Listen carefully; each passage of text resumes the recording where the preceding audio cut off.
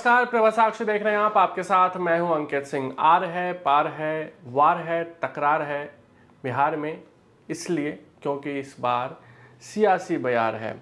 जी हां, बिहार में चुनावी तारीखों का ऐलान हो गया है। पहले चरण का नॉमिनेशन भी शुरू हो गया है। दूसरे चरण के लिए 13 तारीख को नॉमिनेशन शुरू होगा। लेकिन अभी तक जो दो गठबंधन हैं जिनके बीच मुख्य मुकाबला बिहार का माना जा रहा है, दोनों ही गठबंधनों में जो सियासी गांठ है वो सुलझने का नाम नहीं ले रहा है। दोनों गठबंधन सीट बंटवारे फाइनल नहीं कर पा रहे हैं। पटना से लेकर दिल्ली तक एनडीए में मंथन जारी है, वहीं पटना में महागठबंधन का भी मंथन जारी है। कौन रूठ रहा है, किसको मनाने की कोशिश हो रही है, कौन मान रहा है, उसके बाद दूसरा रूठ जा रहा है, ये तमाम चीज़ें बिहार की सियासत में फिलहाल देखने को मिल रही है। लेकिन सबसे इत्मीनान से, सबसे धैर्य से, सबसे सहज इस वक्त अगर कोई दल बिहार में है तो वो है नीतीश कुमार की पार्टी जदयू। क्योंकि जदयू को पता है कि हमें कितनी सीटें लड़नी है, कौन सी सीटें लड़नी है, और कहीं ना कहीं जदयू ने ये साफ कर दिया है कि एनडीए में जो भी घटक दल शामिल है वो बीजेपी की सिरदर्दी है और बीजेपी जाने, हमें तो अपनी सीटों से मतलब है। और इस हिसाब से देखें तो जदयू ने अपनी तैयारी भी शुरू कर दी है। अब रही बात कि आखिर बिहार में क्या कुछ चल रहा है। देखिए, कल रात ऐसी खबरें आई कि सीटों का बंटवारा तय हो गया है। 102 सीटें आपको जदयू लड़ेगी, 101 सीटें बीजेपी लड़ेगी। इसके अलावा 29 सीटें चिराग पासवान के खाते में बताई जा रही थी। 7 सीटें जीतन राम मांझी को मिल रही थी, जबकि 6 सीटें उपेंद्र कुशवाहा के खाते में जा रही थी। ऐसा लग रहा था कि अब सब कुछ ठीक ठाक चल रहा है, क्योंकि कल तक यानी कल रात तक जीतन राम मांझी और उपेंद्र कुशवाहा उस तरीके की नाराजगी या उस तरीके का एक तरीके से कह सकते हैं कि एरोगेंसी नहीं दिखा रहे थे सीट बंटवारे को लेकर। लेकिन आज जैसे ही ये खबर कल रात से चलनी शुरू हुई, आज सुबह सवेरे उपेंद्र कुशवाहा ने ट्वीट कर दिया। उन्होंने साफ तौर पर कहा कि एनडीए में कोई चीज़ें फाइनल नहीं हुई है, खबर प्लॉट कराई जा रही है, ये बिल्कुल सही नहीं है। उसके बाद उपेंद्र कुशवाहा ने यह भी कह दिया कि हम लोग दिल्ली जा रहे हैं, दिल्ली बुलाया गया है, लेकिन सीट बंटवारे को लेकर बातचीत चल रही है। अगर मुझे 6 सीट देने की बातचीत चल रही है तो वो सही नहीं है, बिल्कुल सही नहीं है। इधर जीतन राम मांझी भी सूत्र बता रहे हैं कि वो इतने नाराज हो गए हैं, बोल रहे हैं कि हम तो 10 मांग रहे हैं, आप हमको 7 दे रहे हैं, ऐसा नहीं हो सकता, आप मेरे से इस्तीफा ले लीजिए। यानी कि केंद्रीय मंत्री पद से इस्तीफा देने की जीतन राम ने धमकी दे दी। उसके बाद आनंद फानंद में जेपी नड्डा ने उन्हें बुलाया, उन्हें समझाने की कोशिश की जा रही है। अब अगर चिराग पासवान की बात करें तो चिराग पासवान की पार्टी में क्या चल रहा है ये बता पाना फिलहाल मुश्किल है, क्योंकि पटना में बैठक हुई, आज दिल्ली में हाई लेवल बैठक हुई, और सभी बैठकों को चिराग पासवान की पार्टी की ओर से आपातकालीन बैठक बताई जा रही है। और बैठक के बाद जो एक चीज़ें निकल कर आ रही है वो ये है कि पार्टी के नेता ये कह रहे हैं कि जो भी फैसला होगा वो चिराग पासवान लेंगे। इस तरीके का निर्णय बैठक में हुआ है। अरे भाई, ये बैठक में सभी पार्टियां अपने राष्ट्रीय अध्यक्ष को ये ताकत देती है, नया क्या है उसे बताने की जरूरत है।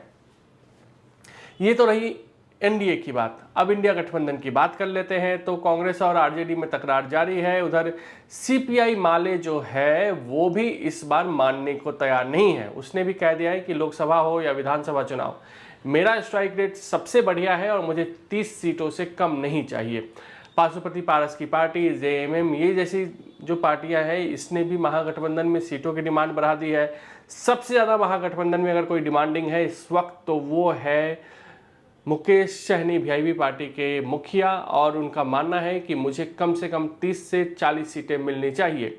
और आरजेडी उन्हें फिलहाल महागठबंधन में 18 से 20 सीटें ही देने पर सहमत हो पा रही है। इतना ही नहीं, जो मुकेश सहनी है वो ये भी कह रहे हैं कि मुझे यानी कि बिहार के उप मुख्यमंत्री के तौर पर चुनाव से पहले पेश किया जाए। महागठबंधन इसको लेकर तैयार नहीं है, क्योंकि वहां पर कांग्रेस भी अभी फिलहाल तेजस्वी यादव को सीएम प्रोजेक्ट करने के लिए तैयार नहीं है। जब सीएम प्रोजेक्ट नहीं हो रहा है तो उप मुख्यमंत्री का कैसे हो पाएगा। और अगर सहनी को उप मुख्यमंत्री घोषित किया जाता है तो कांग्रेस भी कहेगी कि हमारे खाते से आप एक उप मुख्यमंत्री दो, सीपीआई माले कहेगी कि हमारे खाते से भी दो, फिर मुस्लिम समाज के लोग भी कहेंगे कि एक तो मुस्लिम होना चाहिए उप मुख्यमंत्री। तो भाई, बिहार में कितने मुसलमान उप मुख्यमंत्री, कितने लोग उप मुख्यमंत्री होंगे, ये भी बड़ी चीज़ है। और शायद इस वजह से भी महागठबंधन में अभी सीट बंटवारे को लेकर गांठ उलझा हुआ है। सीट बंटवारे का मामला और भी फंस रहा है कि कुछ सीटें ऐसी हैं जिस पर सभी पार्टियों की नज़र है और सबको लगता है कि ये सीट हमारे समीकरण में फिट बैठता है, ये सीट हमारे समीकरण में फिट बैठता है और उसी वजह से सीट बंटवारे को लेकर और भी टेंशन बढ़ती जा रही है। बीजेपी की कल बैठक होगी दिल्ली में केंद्रीय समिति की और उसमें जो वो कैंडिडेट हैं उनके नामों की चर्चा होगी, फाइनल मुहर लगेगी। वहीं नीतीश कुमार की पार्टी ने अब लगभग सिंबल देना शुरू कर दिया है, बता दिया है कि आपको नामांकन करना है। सिंबल नामांकन के लिए प्रत्याशी अपनी तैयारी भी कर रहे हैं और सिंबल मिल भी जाएगा। अब आपको बताते हैं कि किस तरीके से आया राम गया राम भी बिहार में हो रहा है। कल हमने देखा कि किस तरीके से पूर्णिया के पूर्व सांसद संतोष कुशवाहा आरजेडी में शामिल हो गए। इसके अलावा कई और बड़े नेता, राहुल कुमार भी आरजेडी में शामिल हुए जो जदयू के वरिष्ठ नेता के बेटे हैं और पूर्व में विधायक भी रह चुके हैं। आज पूर्व सांसद अरुण कुमार जदयू में शामिल हो गए, कभी नीतीश कुमार के मुखर आलोचक हुआ करते थे। तो इस तरह की चीज़ें भी ज़्यादा से ज़्यादा बिहार की सियासत में दिखाई दे रही है। बात सियासत की हो रही है वो भी बिहार की, तो जातीय समीकरण को भी साधने की ज़रूरत है। महागठबंधन का पूरा फोकस इस वक्त अगर देखा जाए तो भूमिहार और कुशवाहा वोटर्स के ऊपर है। दावा ये तक किया जा रहा है कि आरजेडी 10 से 12 भूमिहार उम्मीदवार उतार सकती है मैदान में। तो अंदाज़ा आप लगा सकते हैं कि आरजेडी ने किस तरीके की अपनी रणनीति बदली। अशोक महतो आपको याद होंगे, मुंगेर से उनकी पत्नी ने चुनाव लड़ा था और लोकसभा चुनाव के समय आनंद फानंद में अचानक उन्हें लालू यादव ने बुलाया था, शादी कराई गई थी और उसके बाद उनकी पत्नी को टिकट दिया गया था। अब अशोक महतो ने भूरा बाल को लेकर कुछ बयान दे दिया था। तेजस्वी इतने नाराज हो गए कि उन्हें उनके घर में एंट्री तक नहीं मिली।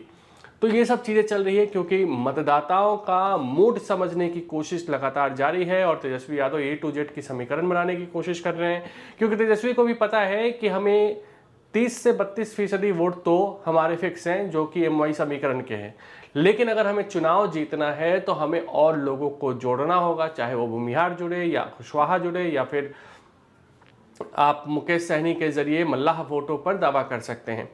तो अब वहाँ मामला फंस रहा है। दूसरी ओर एनडीए में सीट बंटवारे को लेकर टेंशन है, कौन कहाँ से लड़ेगा इसको लेकर टेंशन है और अब पूरा का पूरा मामला दिल्ली शिफ्ट हो गया है। दिल्ली में अब बीजेपी की बड़ी बैठक होगी, बीजेपी नेताओं के साथ एनडीए के नेताओं की बड़ी बैठक होगी और शायद उस बैठक में कोई सॉल्यूशन निकल कर सामने आ जाए।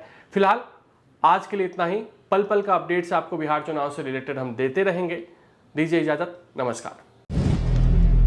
अगर आप भी लेना चाहते हैं देश दुनिया की तमाम जानकारी तो आज ही सब्सक्राइब करें हमारे चैनल को। साथ ही नीचे दिए बेल आइकन को जरूर दबाएं ताकि हर अपडेट आप तक पहुंच सके।